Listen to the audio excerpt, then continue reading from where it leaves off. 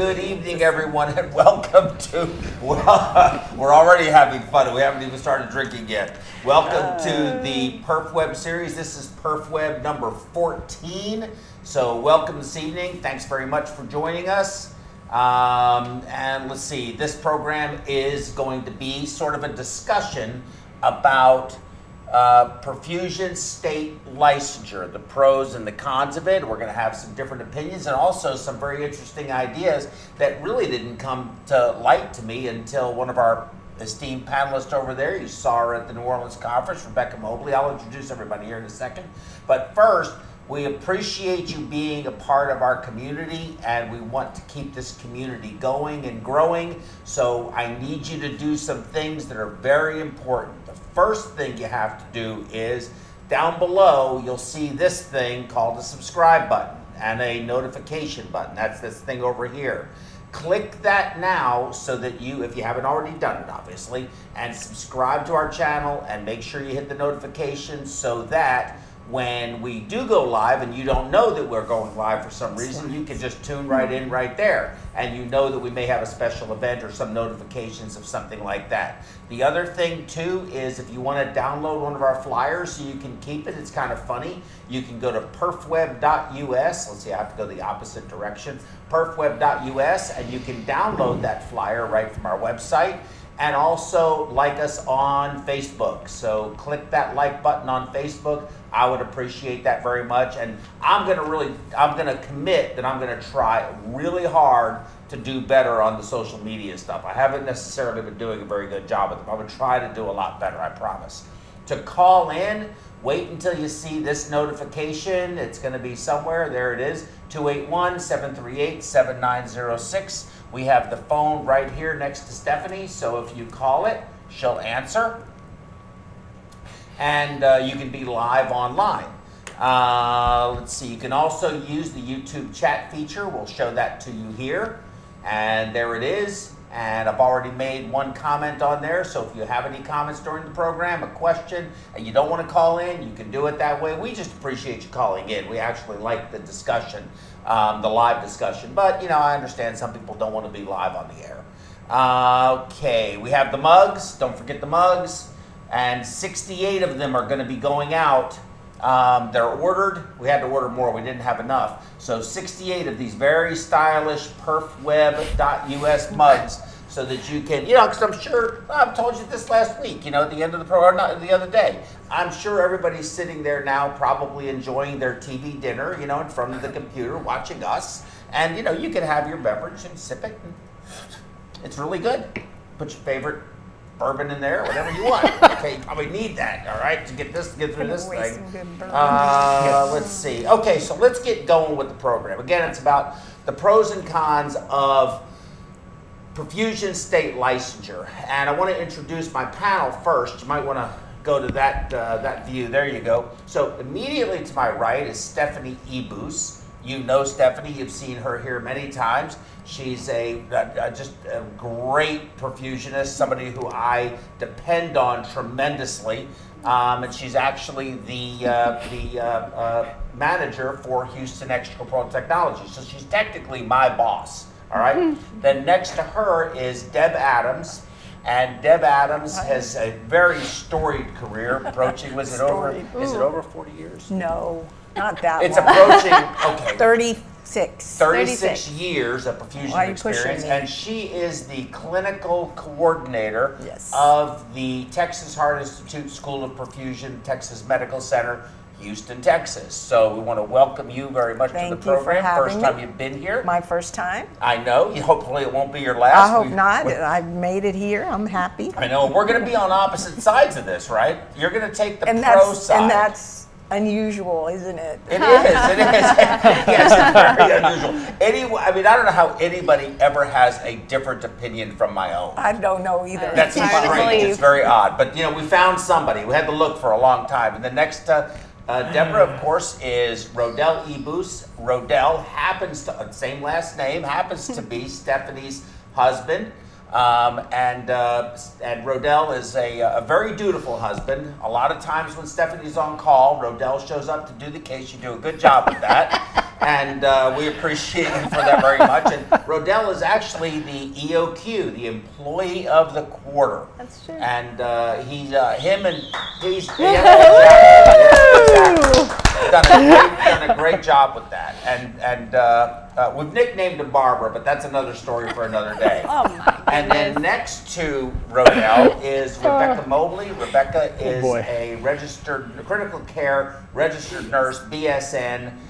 She is from Greenville, Mississippi, where she did a lot of her work, and she's been doing some traveling. She's been to Dallas, she's been to Florida, she's been to Georgia, and has a lot of experience. And she's joined our group, and she's going to be our nurse ECMO specialist. You know, we've done several programs on ECMO now. We're probably going to still do more, but she's going to be the director of that program. So if there's any nurses out there watching, Rebecca would be the person to reach out to on that front. She's also going to do the nursing education because we want to expand this into the nursing world. Yes, we do. And so there's the panel. I'm going to go ahead and give a very brief presentation, kind of give you some thoughts about how I feel, some facts basically as I view them. And I'll probably stop now and again and we can discuss it. So I'll be waiting for, we got it on? We got it up? Yeah. Ready to go? Okay. 18 in 26. So what does 18 and 26 mean? So I know you know already. Deborah? 18 and 26? Yes, 18 in 26. I don't know, Joe. What does it mean? Rodell? Actually, I don't know. Rebecca? Not a clue. 18 states have perfusion licensure, and they've been working, AMSEC has been working on For this 26 project for years. 26 years. Now, I'm kind of simple-minded, but that actually should be my first and last slide, but it won't be. Because you know me, I have to do everything to excess. So what are some of the advantages of licensure? Well, there are some. It ostensibly limits who can run the pump in the operating room. And that's debatable to some degree. It limits big companies from moving people in for staffing shortages, which of course affects bigger companies. It increases our professional stature. Well, I think it does do that. Defines our scope of practice. I think it does that. I think that's a good thing. This is a paper that was written, by the way, from Robert Longnecker. He said relationship building. I can't figure out exactly what that means in the context of this, but he wrote it in his paper. The annotation for it is down below. It protects us. I'm not sure how exactly, but we can get into the weeds on that one. And there's advocacy. And again, I'm not 100% sure what all of that means, but he also says in his paper that it is estimated that since 1995, virtually all perfusionists have experienced a state legislative scope of practice threat. Now, this is my 40th year, 40 years, and I have never, so I'm the unique one again, not only is my opinion always right, but I have never in my career experienced a scope of practice threat, ever. Well, I'll give you an example when Great. when it's my turn to Okay, talk. okay, well, you got, okay, Very good, okay. very good. That's good, okay. So, what'd I do? Yeah, I don't need that. So the disadvantages, well, there's a cost associated with it. And one of the big ones is what do we do when there's an epidemic? If we have a localized epidemic, I mean, obviously if it's a pandemic, well, we're all in trouble. But if it's it's a southeast region or south central region epidemic, and we need people right now, like not tomorrow, right now, it creates a real problem. And I can discuss that a little later when we talk about Stephanie and Rodell's and several other people that I know experience in trying to get state licensure for perfusion in this state. Vacation relief becomes a problem, and it hurts mid-sized groups like me who are trying to grow their practice. It's very difficult when I get a call from Massachusetts or I get a call from Missouri, and sorry, I didn't mean that, Missouri. And they say, hey, we are in a crisis. We need a couple of perfusionists quickly. Well, I can't keep my entire perfusion team licensed in every state. In fact, no company could and no company does. So that's, in my view, a pretty big disadvantage. The real question, however, really is, does it truly help? So, well, firsthand experience, as I said, about these 3 states, Massachusetts, Missouri, and Texas, because those have happened to be in Massachusetts, Missouri, and in Texas. I've had real experience not being able to get licensed. And both of those states, Massachusetts and Missouri, were in legitimate crises at the time. We got it pulled through, but it literally took an act of Congress. It really did. State Congress, or Senate, but it had to get that far in order for us to make it happen. Reality, Texas does not have a state society. So here we have state licensure, but we don't even have a state perfusion society. ECMO is covered by a whole breadth of medical providers. So if we're looking to protect ourselves from the non-surgical, non-operating room technologies that exist, or therapeutic modalities that exist, well, currently, right here in the state of Texas, perfusionists watch ECMO, RNs watch ECMO, respiratory therapists watch ECMO, and even ECMO specialists that are neither an RN or a respiratory therapist are watching ECMO in the state of Texas. Licensure only defines, but it does not restrict. So just because it's in our scope of practice doesn't mean it can't be in somebody else's scope of practice. That's called lobbying. There's a difference between really looking out for the patient welfare and lobbying. 4,200 perfusionists in the country. We're a small fraternity. There will never be enough of us to handle all of the hearts that are done, all of the ECMOs that are done, and just those 2 things, not including all these other ancillary cases like the what's that called? The HIPAC procedure, is that the one? HIPAC, yeah, HIPAC procedure, angiovac procedures, anything else that may be coming down the pike that I feel really you need a perfusionist for. I think you really need a perfusionist for both of those therapeutic modalities.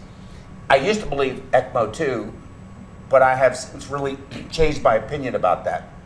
And it has nothing to do, well, it has everything to do with, I think perfusionists certainly are very well equipped for ECMO, but I don't think we are exclusive in our experience and training and ability to be trained properly, not just thrown in there with some OJT training to watch an ECMO. I think nurses are very well equipped and very able to learn how to do it effectively and safely. So that's my opinion about that. And then credentialing is a hospital function. Most hospitals have some level of risk aversion. They're not this concern about, and I'll show you this paper that was written, they're concerned about, our concern, perfusion concern, about people encroaching on our space and wanting to be a perfusionist. Listen, when those nurses saw that, well, I told them a story earlier, I won't get into the story here, but when they saw me change, Barbara and I, Rodell and I, change that oxygenator, they stood there and were like, I don't want that job. No. It's, you know, it's all fun and games until it's no longer fun and games. And most hospitals are pretty risk averse at wanting to take somebody with limited experience and say, we're going to teach you how to run the pump like they did 30 years ago. We did it 30 years ago, 40 years ago. When has that ever happened today in the United States? We're not talking about, you know, Guatemala. We're talking about the United States. My opinions, you know, you're pro-AMSECT, I'm not. I'll leave it at that. I think this hinders big companies. I think big companies sometimes need to have a hindrance, but should it be at the expense of everyone else? Which is what I really think the motivation was. Some who felt we were not respected without it, I don't agree with that. I don't think State Licensure did anything for the respect that I get from anybody. It's all about your performance. ABCP, I think, needs to be strengthened. I'm very supportive of that organization. And I do think there's some solutions to this, but without eliminating licensure, but the way we're doing it is fundamentally flawed, and it's going to end up hurting people in the long run. I truly do believe that. I believe we need a single society. I don't believe we need the AMSECT and the American Academy. I think we need one, and I don't think I think either of them could do it. I think they really need to change their focus and become more about the individual. You know, AMSEC has all these, you know, they talk, I'll show you this paper, but I mean, you know what the AMSEC membership is? There's 4,200 perfusionists, and if there's 1,600 that are AMSEC members, I'd be surprised if it was that high. I'd be surprised. You might know the number, but I don't think if it's that high, I'm surprised. Well, you touch on the point of, you go back to the issue with licensure. If you're not active in your professional organizations, then the institutions that then are developed, you're not going to have a voice. So it's just like voting. If you don't vote, you can't speak about it. But Deb, I hear that argument all the time. And what I hear is, you know, well, you're not a member of AMSEC, so your opinion doesn't matter. But I've been a member of AMSEC before, and my opinion still didn't matter, and that's why your membership is so low. If it's a good old boy, I don't want to be too disrespectful, and I don't mean to be, but you know, look, I've got strong opinions about it, and I think if it's going to be a good old boy club, and they're going to do whatever they want anyway, people are not going to be members of a society that they do not feel truly represent the rank and file, those that are working in the field. Well, maybe I have a misunderstanding of what AMSEC's role is and was with licensure. Oh, it's huge. Well, I know that absolutely we have a state legal credentialing, you know, opinion and what our minimum should be. But I don't think that AMSEC was the one driving that it has to be at the highest level at licensure. You know, we just recognized, I think it was maybe 2011, 2012, and I'll read from the state legal credentialing of perfusionists from AMSEC, that individual state perfusionists choose to pursue state legal credentialing. We choose in our states. And this AMSEC board has chosen to take a proactive position to recommend that perfusionists pursue state legal credentialing, whatever level that is. It can be certification by the state, it can be licensure. So I don't think AMSEC's the one mandating that everyone be licensed, but they're supporting that. And let me show you something that I think might surprise you. Yeah. Let me show you something that I think might surprise you a little bit. So there's the states that currently have licensure. Now California has, I forgot what it's called. They have some other thing. It's not called licensure. I forgot what it's called, but they have some strange thing. But that's a level of state credentialing. Yeah, some kind of, I can't remember. Entitling. It's a titling act, right? California, but then Florida, Kansas, and New York are pending. They haven't done it, but the ones with the one asterisk and all the rest of them are currently state licensed states that I got off of the web. The other three, as I said, with the three asterisks are pending. So those are them. All the rest of them don't have it. So let's switch to that other paper because I want to show you this. This is really, I think, important. This is from AMSEC. It says it right there. And let me just scroll down a little bit. So, and I highlighted some of this because I found it really interesting that this was written and published. And it's published, again, available on the web. So you can read the stuff, but the highlighted part. Among these, the first part here, profession can be protected from actions that gradually, and I think this is what bothers me, is the alarm-sounding terminology, gradually or stealthily take away clinical practice responsibilities. That's what certification and licensure is supposed to do of a medical professional. Licensure is the most secure level to guarantee that a perfusionist's clinical responsibilities are not reassigned to a non-perfusion professional other than a surgeon. I mean, this is straight from AMSEC. Mike Trokey, Government Relations Committee. Well, let me keep going here. Well, just go back to that point a moment. Okay. So who would be taking away your ability to practice? I wish I knew. Okay, well, if you're in a hospital, that institution, you said earlier that institution's the one that mandates or oversees. Yes. So if I'm in a hospital, and I'm hypothetical, and you're a non-licensed professional, and I'm doing my bean counting, and I decide, you know, I'm going to reassign that responsibility to this person, and I'm not licensed, I have no recourse legally to do anything about that. But we're Do talking, but you're talking, well, no, but you're talking bean counting. Are you talking about But running the pump? Are we talking about doing If- the STS database? Are you talking about doing quality controls on POC What- equipment? what- What are you referring to? I'm any of our roles as a perfusionist that are encompassed in our scope of practice. If I decide as the administrator that I no longer want to pay you and I'm going to limit your ability to do that because I only want to have 2 of you and I reassign it to someone else in the institution, what's my I'm asking a question, how do I protect myself? Yes, those are, I think that's an excellent, it's an excellent question. But who, and I'm being serious here, who in their right mind, and if they would do that, what surgeon would accept it? And what, even worse, moron would take the reassignment to go open that venous line and go on pump, or change that ECMO circuit out, or run that high pack, or run that angiovac. Given the complexity of what we do, where are they gonna learn to even do it? By watching us? They're gonna watch us for like see one, do one, teach one? I mean, seriously, what hospital administrator? I mean, first of all, the incidents that occurred, how would they protect themselves? Right. What would happen to that hospital? The hospital would shut down.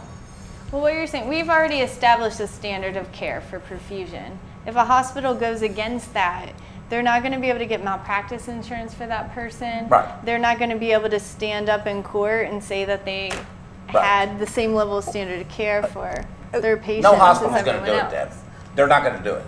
Okay, but hypothetically, legally, Yes. in your state, in you a don't have. hypothetical, I agree with you. You are correct, 100%. So- in the hypothetical, but I just feel like everything has to have. I mean, it's all a yin and a yang.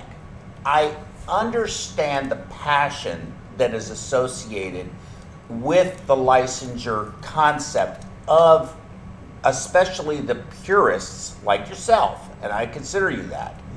But I do believe that there are a lot of people out there who wanted it for other reasons and have taken what could have been, and still can be, a good idea and a good system and turned it into a weapon to use to help control the big corporations that were out there, like what was Psychor, Baxter Perfusion, or whomever else may be out there, so they couldn't keep moving people back and forth across the states in order to fill their need so that they could develop their practices and be protected. This is a financial issue more than it is, in my view, more than it is an actual, we care about the patient issue. Well, I mean, you said earlier about limiting others to be able to do the things that we do, and I don't see our licensure as limiting anyone. Other disciplines and their licensure bills have inclusive in their scope of practice to do the things. Nurses can sit ECMO. Right. So I don't see it as limiting them not to do what I'm doing. I still see it as a way to protect that I can continue to practice, and I was educated and trained as a perfusionist, and that by having a legal state licensure or some kind of credential that protects me to continue to be able to practice my profession. I'm not trying to limit them from practicing their profession. Sure, So I don't see it as a limiting thing. I think it's an all-encompassing thing. That's fair. All right, I have a question for you. So you've been in Texas your whole life, is that right? Or did you I work in many other states? She goes out of the country. I go out of the I mean, country, but I in didn't the need a United license. States, When I was younger, I traveled, but we didn't have licensures then. So if you were here and you got licensed, and then you decided to move to other states, would you promote licensure in each state you lived in throughout your career? I think we do have flaws. I think we need, and because we're so small, I think we need to figure out a way to have some type of, reciprocity where you recognize me if I'm in Texas, that I could go to Louisiana, or I could go to Kentucky where I'm from, or, and what our challenges are licensure bills that are coming up that are restrictive or prohibitive of clinicians actually practicing. And so I think we need to address that as a profession too. So not saying it's perfect, but I think it's something that we need to seriously consider. So let me make some more points. Well, he's got more highlights. Oh, I've yeah. got more Yes, he highlights. does. Okay. Yes, he Here we does. go. Licensure That he is does. the best method to guarantee that a perfusionist's clinical responsibilities are not gradually, here we are again, or stealthily. They're sneaking around at night. They're going to take our jobs. They're going to take our pump clamps away from us. Take it in the hospital setting, especially when it comes to service outside the operating room. That's it. That's either angiovac, HIPAC, or ECMO. I mean, I can't think of anything else. Extensive AMSECT membership survey data. Again, extensive AMSECT membership is a third of all the perfusionists that actually are practicing. So I think it's misleading. Found that perfusionists rank protecting their scope of practice responsibilities as the most important or very important concern to them. Goes on to be, talks about the government. Down below, here I have to put it up on my thing. I can't read it. It's too. Oh, maybe if I move it down. Yeah. I can't. I'm sorry. I have to pull it up on It's a my. glare. Yeah, I can't see that far away. I'm just blind. Let's see. Where is it? Can somebody give it to me so I can read it? Anybody? Is that it? Ro, can you read that for him? Sure. He has, Oh, I like, think I found it. Okay. He has, like, Oh, you I'd have to read take it? my Oh, you glasses Don't read off. it. Okay. I know he Yeah. can't. I can't read it. When two licensed professions have overlapping responsibilities, it is not a violation of law for one to perform responsibilities of the other licensed profession. It is a violation to do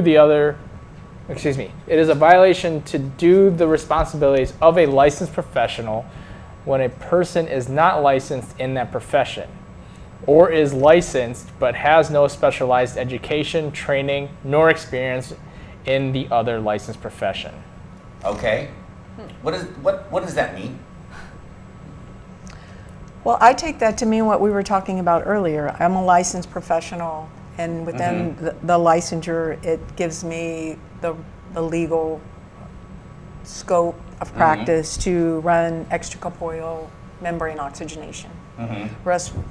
Respiratory therapists and registered licensed nurses have that same So legal. it's not limiting either. No, it's not limiting either one. Right, it doesn't limit. Exactly. So if it doesn't limit, then how does it protect us? Well, let's just go on. These are the same debates we're going to just keep having. So, but if you do violate it, it's a punishable offense. You can be punished. And that we're going to read the rest of that. So, like, operating without a license? Can somebody Yeah. please just give me that so that I can read it? That has the highlights on it. Thank you. Go ahead and talk.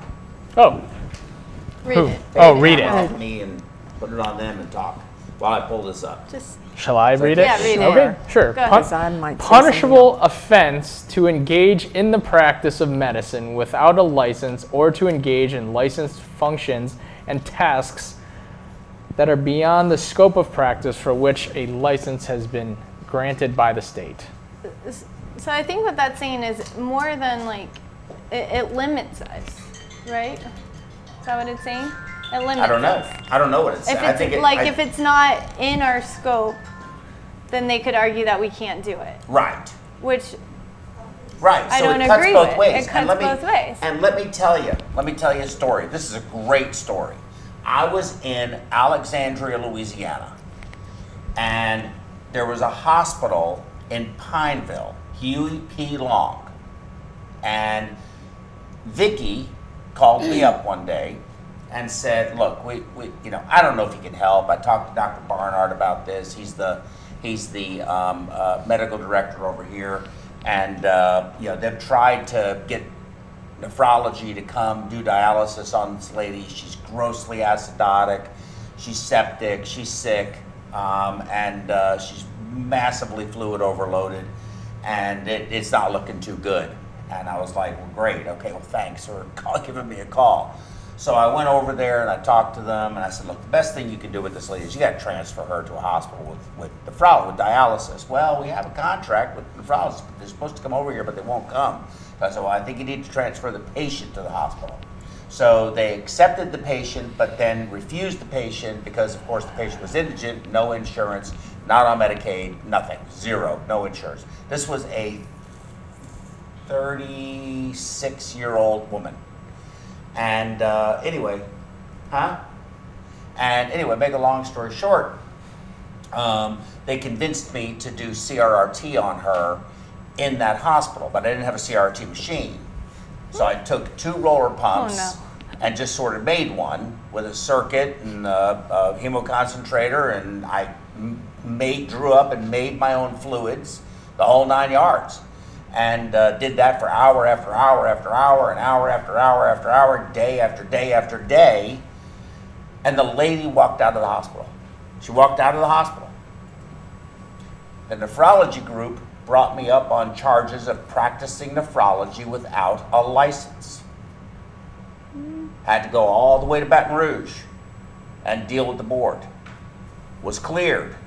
Because you were licensed in Louisiana. Because I was a perfusionist. And you were licensed in Louisiana? No. Oh, you weren't? No, because it was not the licensure part, just it fell within my scope of practice to do ultrafiltration, Z-Buff, and CVVH. Had nothing to do with the licensure whatsoever.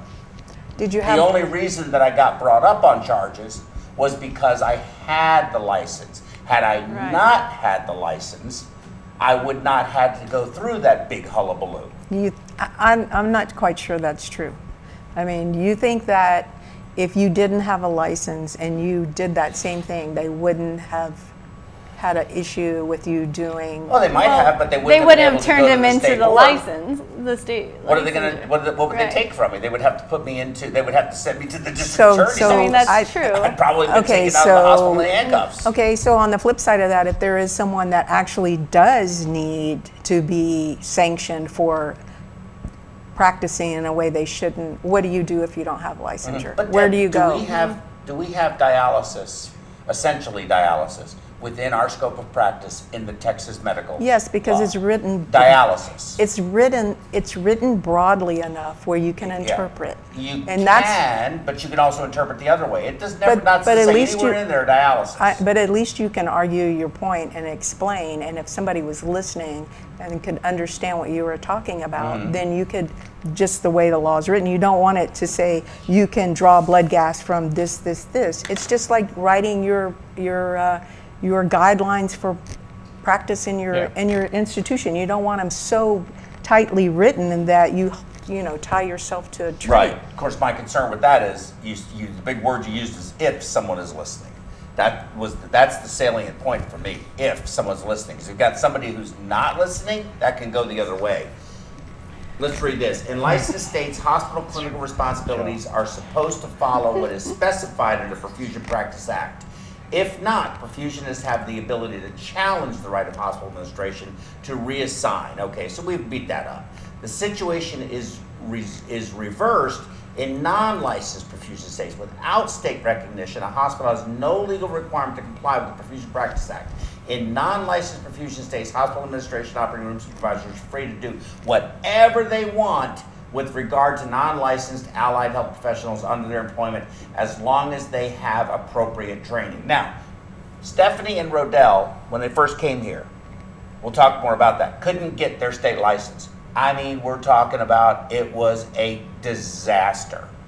And of course, I'm an employer. Well, you thought we could get it in 2 weeks, and we were Well, that's normally what it takes. 4 or 5 months. 4 or 5 months, right. And that's a problem. That's a problem. It's a huge problem. What would you do? Like I said, there's an epidemic. So they went to Alabama, Tuscaloosa. Thanks, Mark, by the way. Thanks, Mark. Thanks, Mark. Yeah, we did. But Alabama, he was struggling. They had nobody. They were desperate. The hospital was actually in a position that if we didn't help them, they were probably in a position that they would not do it, but have the circumstances be ripe to say, let's just take somebody and just train them real quick and let them turn the knobs. But they didn't do that. And they would never have done that. Not a prayer. You think they would have? No. The surgeons wouldn't let them do The that. surgeons wouldn't. Right. The administration wouldn't do it. No. Yeah, risk management would not let that happen. No, not going to happen. So, But in 2 days, we could go and start working and help Mark out. Right. While we were It waiting worked. for 5 months. It worked out, but but that's the issue has to do with if they were a licensed state, they would not have been able to get there. But again, Rebecca's got some insight. There's a solution to this, and it's a good one. I'm not just a problem child. I'm a solution. You're a problem Okay, you're solver. bringing solutions Nice. to the table. Problem solver. I Okay, can't well, wait. Rebecca's going to be the problem solver. On the other hand, according to studies done by the National Council of State Legislatures, I've looked for these studies. I haven't found them yet. The non-physician allied health care providers of nurses, physician assistants, respiratory care, medical technologists, among others, have all sought to convince state legislators to expand their respective medical scope of practice privileges so they can do ECMO, or I'm assuming that's what they're talking about. All three of these healthcare system delivery influences exist and will continue to come into play for years to come. Well, yeah, they can. If they want to run the pump and they want to go through the appropriate training to get credentialed at the hospital to do it, go ahead. They have to go to perfusion school. But also, their own guidelines recommend perfusionists, nurse ECMO specialists, and respiratory therapists. And there's nowhere in respiratory therapy scope of practice that says anything about ECMO. But they can do But it. it said, It well, in their doesn't- professional organization, it does say something about perfusion. Okay, but we can't restrict them. So we No. have it in ours. So it's not benefiting us, it's is what you're saying, correct. to have the license. Where's the benefit? Because it protects us to be able to practice our I know. Okay, I- I'm done. I'm gonna let everybody. I'm gonna put this I up. understand. So I understand where can you Deb's coming scroll from. that so that Yeah.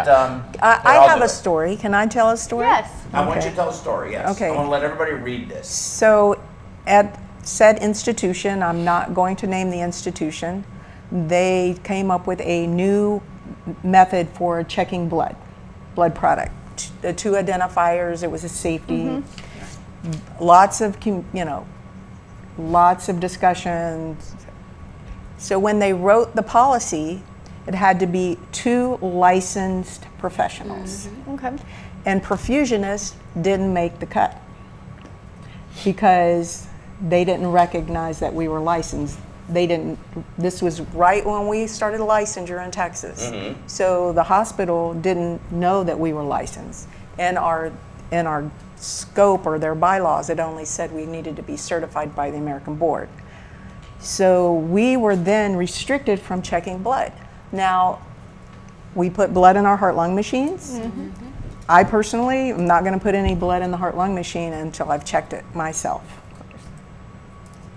I was restricted and written up for checking the blood because I wasn't one of the 2 licensed professionals that could do that. So, just hypothetical now, if I put that unit of blood in and it was the wrong unit and something happened to the patient, would I be liable medically, malpractice?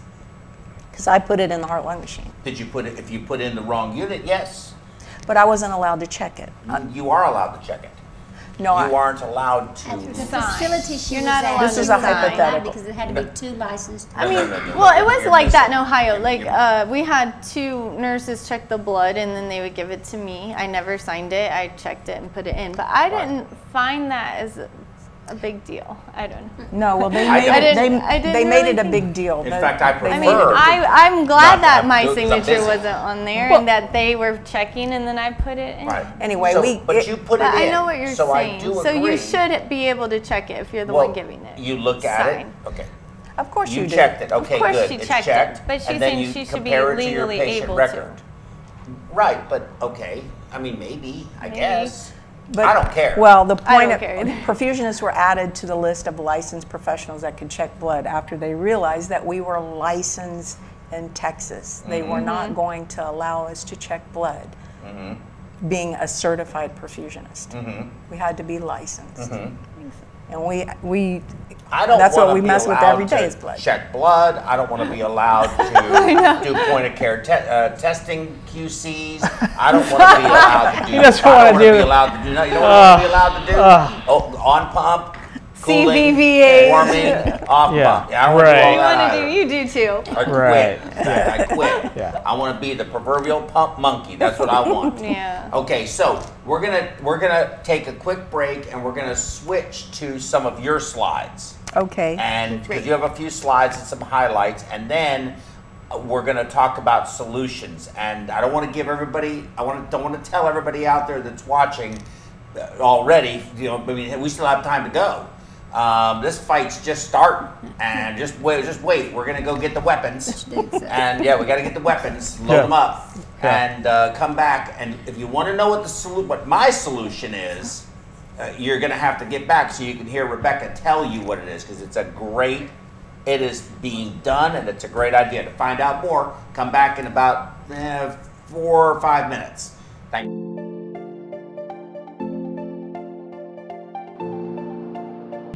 Imagine trying to drive a car looking only through the rearview mirror. Critical decisions would be based on old and possibly inaccurate information. The same can be true of performing cardiopulmonary bypass without continuous inline blood gas monitoring. Terumo's CDI Blood Parameter Monitoring System 500 continuously delivers 11 critical blood parameters throughout the procedure. With other systems, periodic blood gas measurements provide static information. That is helpful, but limited. Continuous monitoring tells you what you need to know every step of the way, and that reduces risk. Studies show a direct correlation between blood gas management and reduced complication rates.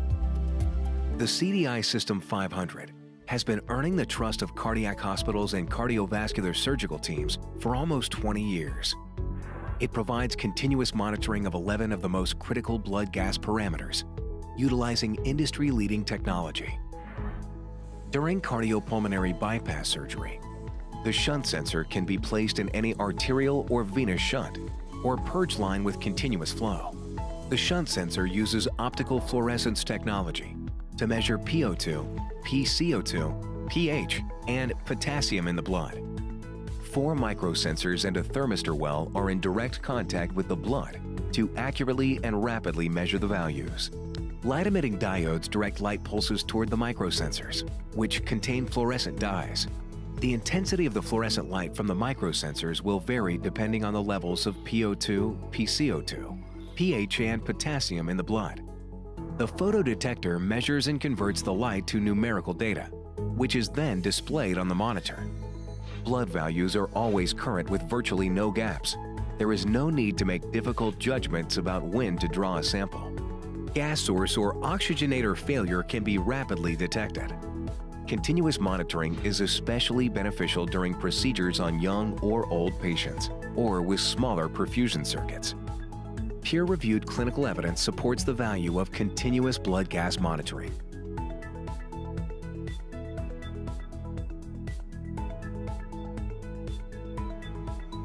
Contact your Terumo sales representative for a demonstration, or visit terumo-cvs.com.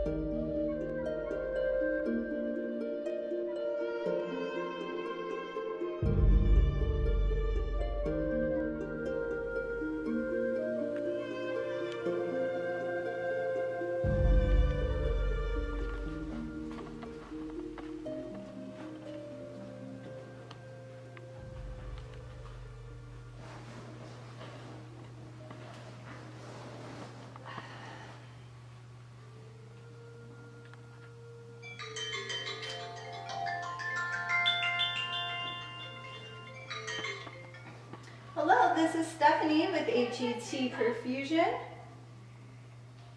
Oh, okay. We have an open heart 1 month from today, 9 a.m. start. Oh, really? A single vessel off pump? No problem. Thank you. Hey, Mom, can you bring me a sandwich?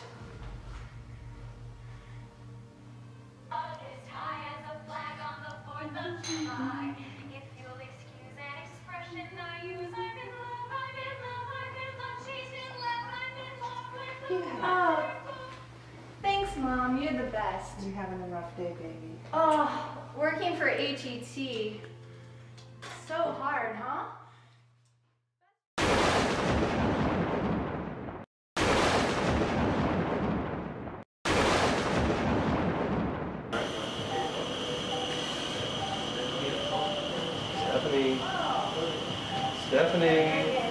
Stephanie!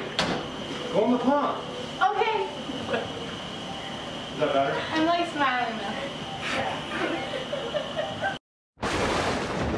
Okay, and welcome back to the program. We're going to just jump right into Miss Deb Adams' key points, bullet points, art points. Okay, my key points, which again, this comes off the AMSECT website. So any of you that are interested in learning more about licensure and credentialing, there is a government relations or part of your professional organization that you can visit, okay?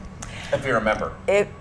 If you're a member. Right. Get involved. Only if you're a member. See, they keep all of the data secret unless you pay. Well, we're sharing all the data with you. All right. We're sharing all the data, but a few of the key points that I'd like to actually ask questions about or bring are on the bottom of this slide. One, if perfusionists are licensed, they would have a legal process to address the unsafe performance of perfusion by perfusionists. So we have representation on our state licensure board of our colleagues, perfusionists.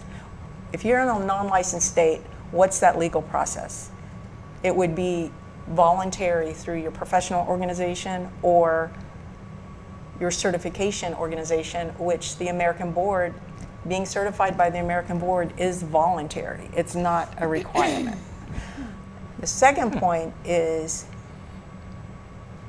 if a perfusionist are licensed, they could benefit from enhanced medical malpractice protection. And that's a discussion I'd like to get you to talk about. Medical malpractice in Texas. If you're not licensed, and are there limitations for what you can be sued for as a clinician? And would you be protected by those limitations if you weren't licensed? I don't know. It's a good question. I think that's the talk you need to give. Well, that is an excellent question. I would that's love a great for question. you to do that. That's a very good point. Please. So if anybody in the audience that's listening knows the answer to that question, I'd love for you to call in and get involved in the conversation. Yeah. So, but another question for you, Joe. With insurance and the growth of insurance and the emphasis on credentialing of medical providers as a benchmark for clinical competency, how do you think that's going to impact us as a profession if we're not licensed or are recognized as credentialed by the state? Or do you think that just having our certification, that's sufficient for this benchmark? No, is it? That's a good question. That's actually you went for it. Go for it. If 18 states have licensures, then there's a whole lot of states that don't, and I felt just as qualified and protected in those states to perform and do everything I needed to do. So was Michigan licensed? No. They are not. Right. And that's Ohio where wasn't. and that's where Henry Ford is. That's a big hospital. Yes, it is. Huge, giant university hospital. That's where University of Michigan. University of Michigan. Yeah. Right. No, but it's not a licensure. It's not a licensure state. But no, I do understand that benchmark that you're trying to accomplish, but you know, if it's only 18 out of 50 states, I mean, what kind of a benchmark is it? True. But if the insurance providers are seeking Asking that for it. benchmark, Right. Yeah. how do we ensure that we can, we as clinicians, we know we have that level of Right. competence. Okay, But- let me give you I think I can, I really can't directly answer the question. I don't think I know the answer. I don't know the answer I am either. That's why I'm really- asking the you know, question. yeah, Right. No, Okay, well, you it's came to true. the wrong place. Okay, we have more questions here than we have answers to anything. But first of all, I started this whole thing off predicated on I'm against state licensure, you're for state licensure. And to be frank with you, I'm really not, even though I'm Joe, I'm really not against state licensure. What I'm against is how it has been implemented and the reasons, in my view, for which it has been implemented. And then how it is so uniquely exclusive to any individual state that actually has licensure, and the lack of foresight, probably because we don't have a state, we don't have a state perfusion society here. There's no collaboration with anybody. I don't even know who's on the board, and who the heck are they to talk for me?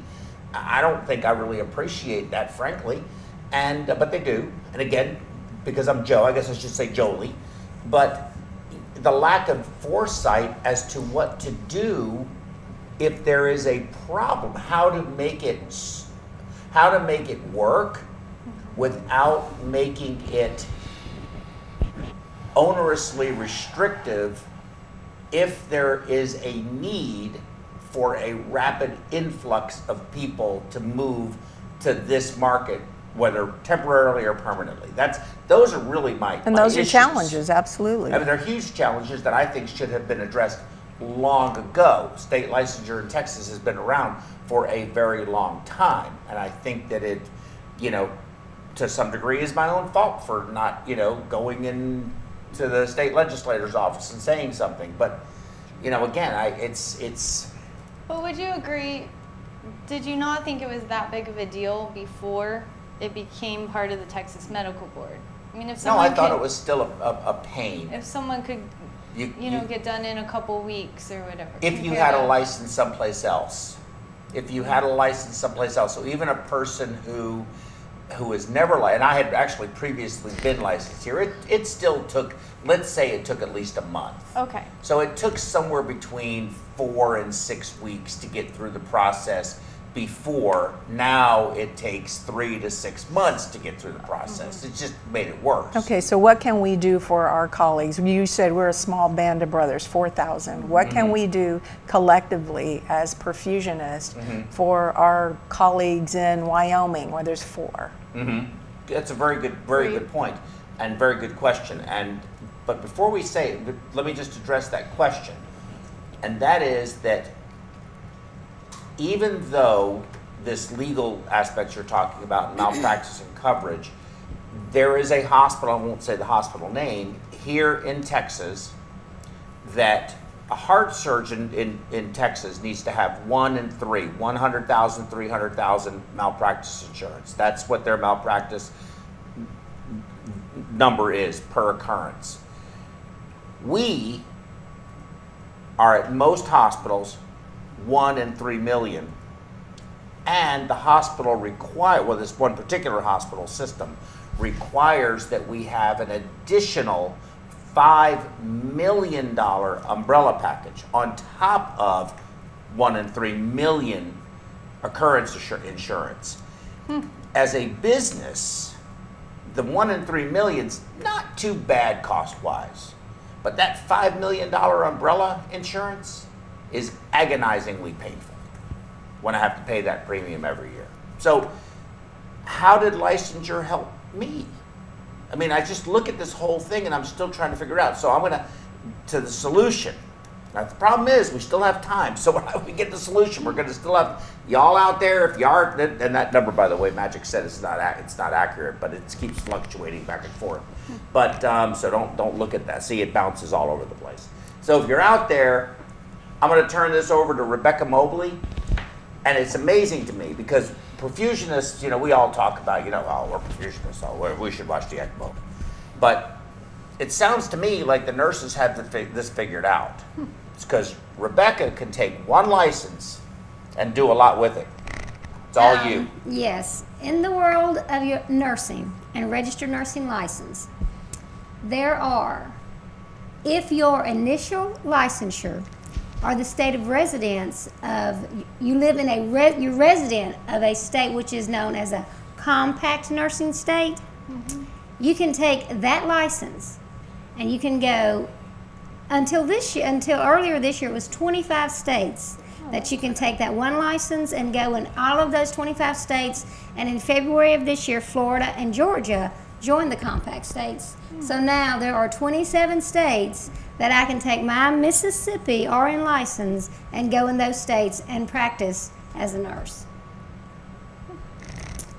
All of those states have reciprocity of my Mississippi license, and I can practice within the guidelines of that state's Nursing Practice Act on my Mississippi license. Because nurses have a active and we have very professional- active professional organizations. Thank you. State nursing associations, American nursing associations, American Organization of Registered Nurses, the list goes on and on. But there's 3.4 million of us. Strength And in I numbers. think you hit the nail on the head. They have an active association that is looking out for the best interests of their membership and the patients. What you say that AMSEC only recommends to everybody out there. I read that thing. I mean, you could download that offline. Just take the title. You saw what the title is. You can download it offline. That was not just a simple, we suggest that maybe you all. AMSEC has their own government relations. They're the ones who started this whole thing. And they have pushed it and pushed it and pushed it and pushed it. Why have they not thought about how do we manage these few little 18 states after 26 years so that if you're licensed in state Texas, Louisiana will recognize it. That's true. What other? Missouri.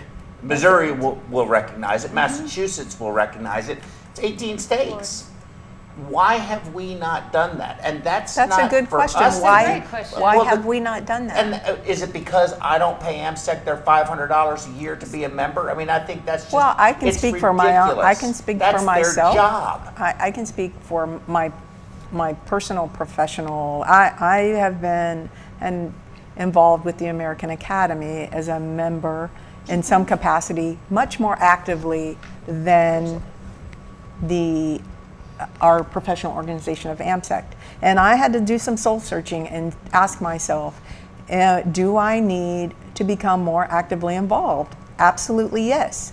And that's what I chose to do. So I'm not going to sit here and say I've been an active, AMSEC member for my 36 years. I haven't. I was apathetic and frustrated with some of the things that went on. And so, easy way out, I'm not going to be a member. But I think we need to join and we need to speak, and dissent and is good so that we can come to consensus about how we can collectively do things that are going to benefit all of us, because it is difficult with 4,000. We don't have 3 million. And so they can't do it without money, though. I mean, come on. How are they going to go and fight and my no God. one pays any money? I know. I mean, how you are they have going to to- have champagne brunch on me? I mean, Come on. are you seriously. gonna give me that point or no? But when Harvey hit, there were nurses from all No, the compact states. I'm not in giving you the Harvey point. right then. No. They Right. could get I'm there not. right then when that tragedy hit. When Harvey hit Houston, Yes. nurses from Georgia, Mississippi, Kentucky, nurses from Do all you the know how many compact perfusionists states. came in town? Because it's a crisis. And so even if you're a full-time nurse at a hospital and you've got emergency Red Cross standing, Yeah. they let you go from your job to wherever the emergency is, and if it's a compact state, you just go and you're there. Right.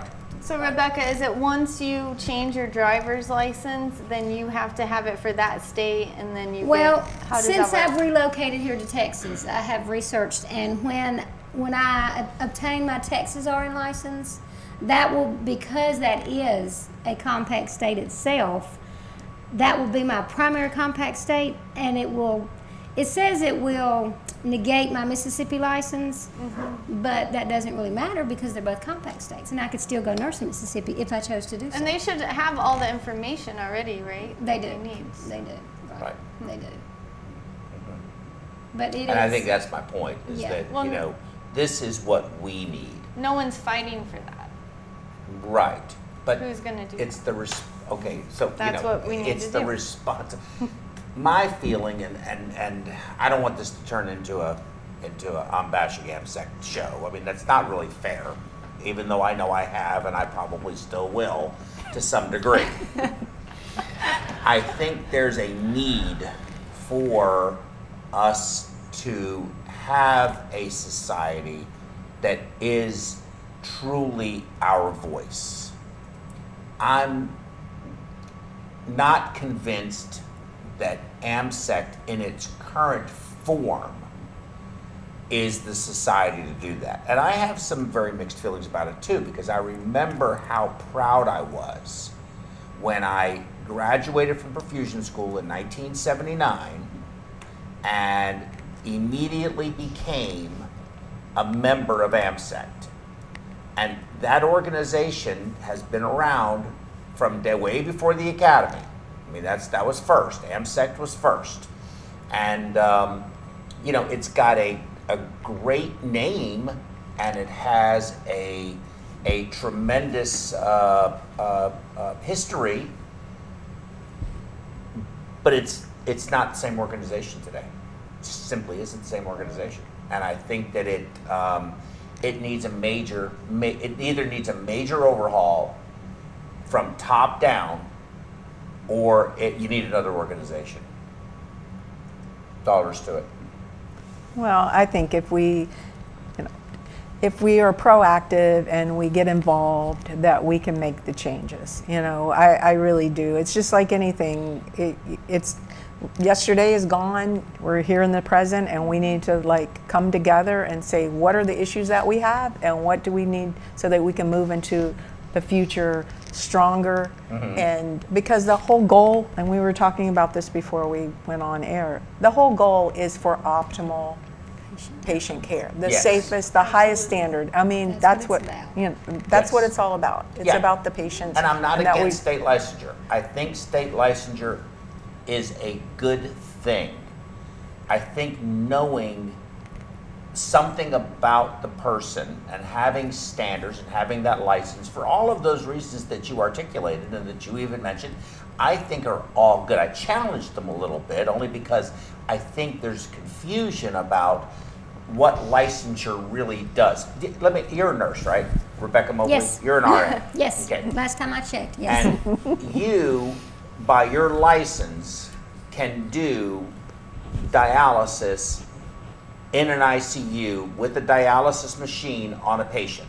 If you have specialized training. Whoa, don't go flipping, don't go making me complicated here, okay? You're making it too complicated. Yes, an RN performs dialysis in Right. the unit. Yes.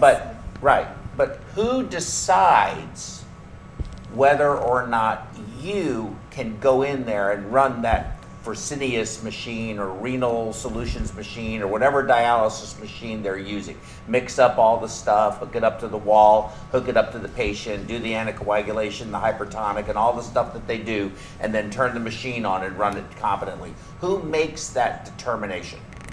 Fresenius has their own nurses. Usually, dialysis nurses are separate from bedside nurses, and that's all they do is hemodialysis. Okay, Now, as far as what nurse can do that, any nurse Okay. that goes and gets Okay, that we're training. still okay. We're still there. So let's say you're a hospital-run dialysis service, not an outside service like Fresenius, and there's a dialysis machine sitting there, and the patient has a a potassium of 9 and it's an emergency and they need to be dialyzed right now. Right now. But there is no dialysis nurse available. Are you legally, nothing to do with anything else, legally by your license allowed to do that dialysis treatment? Yes, it's a registered nurse. So what makes it so that the hospital will let you? When I was a DRMC, there were dialysis nurses at that hospital that were full-time staff employees. It had its own dialysis unit, dialysis nurses. The point I'm trying to get at here is the hospital wouldn't let you do it. No. Because if you're I not did competent. that, right, I did not receive that training. Right. I'm not competent in that therapy. Now I could do Right. peritoneal. Now it'd I be could cheaper, do CRRT. right? It'd Right. be cheaper. But it would be cheaper It'd be to much have you do the cheaper. dialysis. It would be But much here's another cheaper. example But of a hospital as cheap as could be. Okay, Exactly, wouldn't even they pay their were. bills or their employees, and they could have used just regular nurses and done some OJT training. I just think the reason why we think licensure is a good thing isn't for the protection of our jobs. I just don't believe that. Well, I don't think that's the point of licensure. I think the point of licensure is for them to verify all of our credentials and that we have all of our training to protect the public. I don't really see it as to It's a protect safety ourselves. But that was in that paper. And most I think- licensures, That's I AMSEC's think position people are- because they'll stealthily reassign I think things. that's why a lot of perfusionists were pushing for licensure, but I don't really think that is the goal of licensure. I think the goal of licensure is that everything gets verified. You can report right. colleagues to a board. I know. Oh yeah. And it's not really to protect you, it's to protect the public, the hospitals, other medical professionals. So Which I think we're trying to agree with that. use it in I a agree way with that that. is protecting us. I think that was the goal, but I don't think that is the purpose of Right. licensure. Okay, I'm going to come up with a challenge. I am going to challenge AMSEC right now. Okay? okay. I want to get your opinion of it after it's over. Okay. I want put the camera right here. Uh-oh. Okay, I'm talking to you, AMSEC, right now. I'm going to challenge you, since right now your membership is floundering. All right, the ship is taking on a lot of water and it's sinking. I'm challenging you right now to give, since you're not making any money anyway from us, free membership for 1 year of everyone who is not currently a member for 1 year. Give us a voice and an opportunity to work with you on what we think is actually important. Open your elections up to where they're actually fair and stop re-nominating the same people as Perfusionist of the Year over and over again. After the 10th time, you got to find somebody else. Start doing those things, and then maybe, no guarantees, you got to do your part too, maybe your membership will skyrocket, because I will support it. I will tell my colleagues to go and join AMSEC because it has changed, seriously changed, and is moving in a new, better direction. You do your part, I'll do my part. 1 year free membership for anyone that isn't an AMSEC member. You can get all of our addresses from the American Board and mail it out to everybody, or however you have to do it, and get the word out to everyone. Send something that is meaningful, and I think you would find that your organization would make a 180 major turnaround. Your bilge pumps would get all the water out, and your boat would float again. That's my challenge. What's your thoughts on that? Well, my thoughts are that I think the whole point isn't that licensure or credentialing from at a legal level is a problem. Our problem is our professionalism and our behaviors in promoting our profession and protecting our profession. Not only for our scope, but also to enhance and protect patients. And I agree that licensure, that's the ultimate goal, is to protect patients. And I'm, And we're that's a for good that. thing, and I'm Right. for that. I agree with that. So. Well, there is a philosophy. So let's talk about that a little bit. So one of my favorite sayings is "out by noon with no balloon."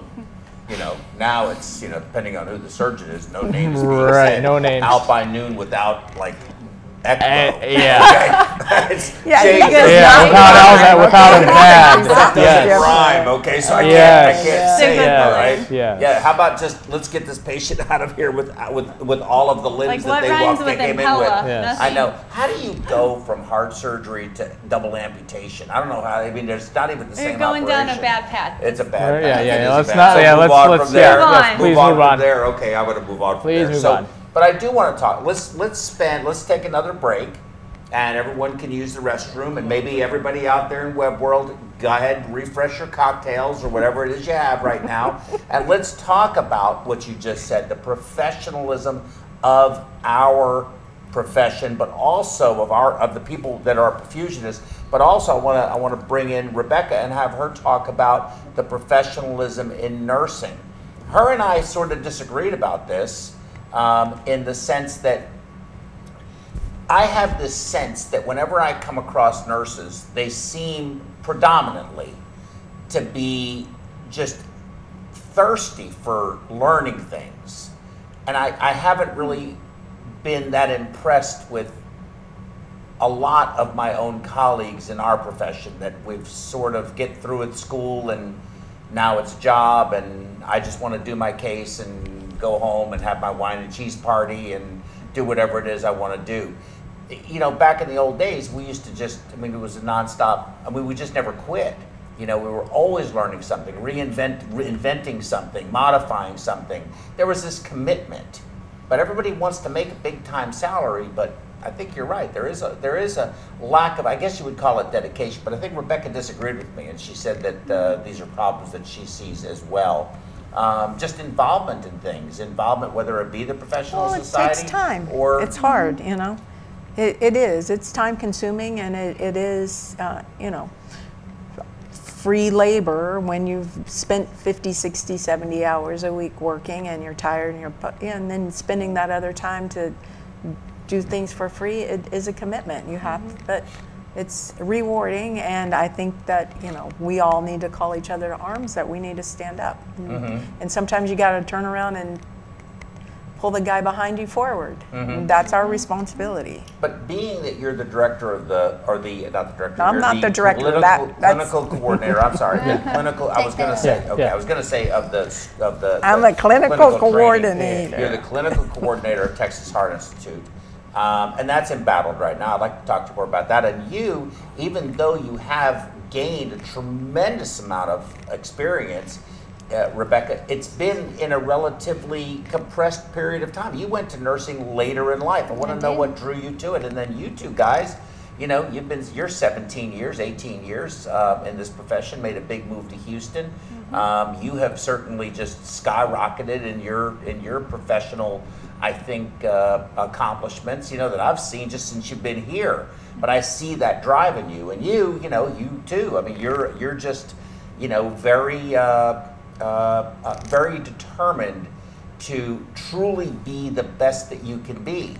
And I have to say that I feel uniquely privileged to be around people like you, because this is what we're supposed to be doing.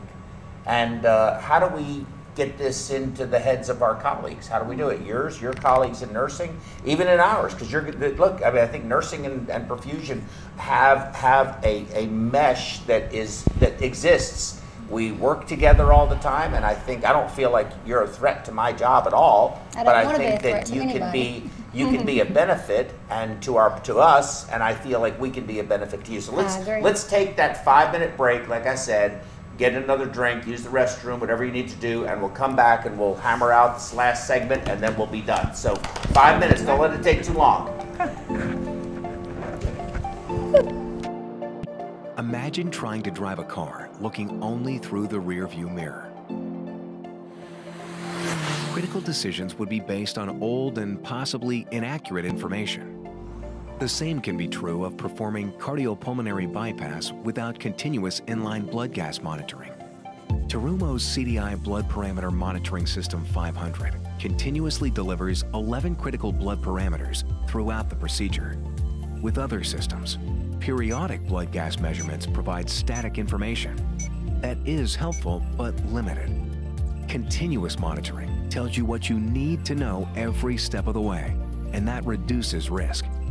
Studies show a direct correlation between blood gas management and reduced complication rates. The CDI System 500 has been earning the trust of cardiac hospitals and cardiovascular surgical teams for almost 20 years. It provides continuous monitoring of 11 of the most critical blood gas parameters, utilizing industry-leading technology. During cardiopulmonary bypass surgery, the shunt sensor can be placed in any arterial or venous shunt or purge line with continuous flow. The shunt sensor uses optical fluorescence technology to measure PO2, PCO2, pH, and potassium in the blood. 4 microsensors and a thermistor well are in direct contact with the blood to accurately and rapidly measure the values. Light-emitting diodes direct light pulses toward the microsensors, which contain fluorescent dyes. The intensity of the fluorescent light from the microsensors will vary depending on the levels of PO2, PCO2, pH, and potassium in the blood. The photodetector measures and converts the light to numerical data, which is then displayed on the monitor. Blood values are always current with virtually no gaps. There is no need to make difficult judgments about when to draw a sample. Gas source or oxygenator failure can be rapidly detected. Continuous monitoring is especially beneficial during procedures on young or old patients, or with smaller perfusion circuits. Peer-reviewed clinical evidence supports the value of continuous blood gas monitoring.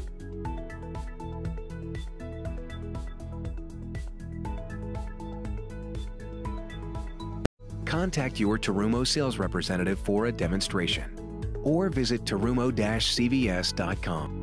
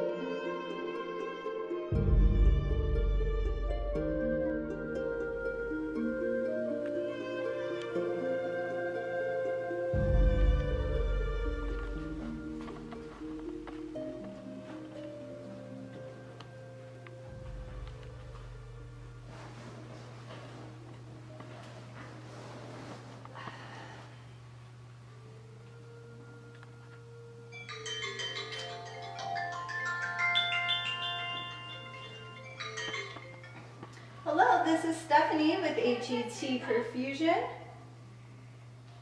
Oh, okay. We have an open heart 1 month from today, 9 a.m. start. Oh, really? A single vessel off pump? No problem. Thank you. Hey, Mom, can you bring me a sandwich?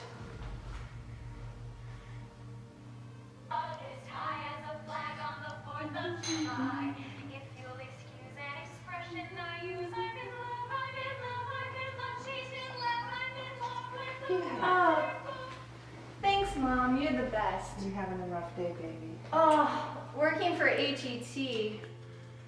So hard, huh?